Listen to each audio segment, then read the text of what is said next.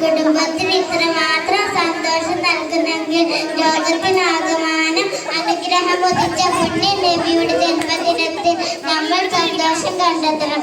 അവരല്ലേ നമുക്ക് ഏറ്റവും പ്രിയപ്പെട്ടവർ. ഞാൻ അങ്ങനെ ഒന്നും അറിഞ്ഞില്ല.